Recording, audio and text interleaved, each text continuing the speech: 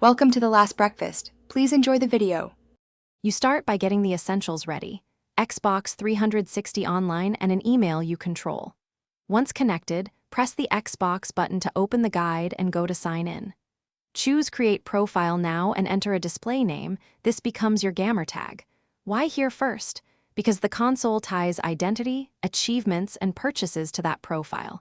Make sure your network is stable, if needed. Set DHCP or enter manual IP details before moving on to account linking. Now create or link a Microsoft account. This is the only way to access Xbox Live services. Select Create New Microsoft Account if you don't have one, enter the email, pick a strong password, and complete the verification code from your inbox.